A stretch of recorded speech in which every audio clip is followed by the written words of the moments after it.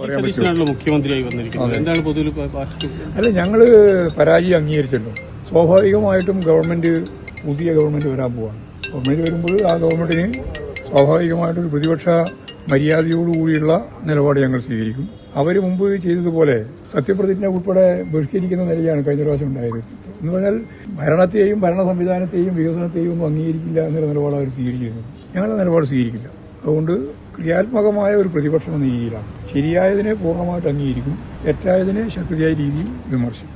എന്നിട്ട് തിരുത്തി മുമ്പോട്ടേക്ക് പോകാൻ ആവശ്യമായ രീതിയിലുള്ള പ്രതിപക്ഷം എന്ന നിലയിലുള്ള പിന്തുണ ഈ ഗവൺമെന്റിന് ഞങ്ങൾ. പക്ഷേ ഈ പ്രതിപക്ഷ നേതാവായിട്ട് സഖാവ് പിണറായിയെ തീരുമാനിച്ചത് ഏകണ്ഠമായിട്ട് പാർട്ടി സംസ്ഥാന സെക്രട്ടേറിയറ്റ് ഏകണ്ഠമായി, പാർട്ടി സംസ്ഥാന കമ്മിറ്റിയും ഏകണ്ഠമായിട്ട്. അത് മുഖ്യമന്ത്രിയെ തിരഞ്ഞെടുത്ത് എന്നുള്ള വിവരം കിട്ടിയ ഉടനെ തന്നെ പാർട്ടി സംസ്ഥാന സെക്രട്ടേറിയറ്റ് ചേർന്നു. അതുപോലെ തന്നെ അതിനിടയിൽ TV യോഗം ചേർന്നു. തുടർന്ന് സംസ്ഥാന കമ്മിറ്റി യോഗം ചേർന്നു. കാര്യങ്ങൾ റിപ്പോർട്ട് ചെയ്യുന്നതാണ്. മുഖ്യമന്ത്രി ആരാണെന്ന് അറിയാൻ വേണ്ടി കാത്തിരുന്നതാണോ പാർട്ടി? മുഖ്യമന്ത്രി ആരാണെന്ന് അറിയാൻ വേണ്ടി കാത്തിരുന്നതാണോ? അല്ലല്ല, മുഖ്യമന്ത്രി അല്ലാണ്ട് പ്രതിപക്ഷം ഇല്ലല്ലോ. ഇനിയിപ്പോൾ ഗവൺമെന്റ് ജീവിക്കുന്നില്ല, പിന്നെ എന്തിനാ പ്രതിപക്ഷം? അല്ലാതെ പറഞ്ഞ മനസ്സിലായില്ലേ? അതായത് അതേ വന്നാപ്പോൾ തന്നെ പ്രതിപക്ഷം വരും, പ്രതിപക്ഷ നേതാവ് വരും.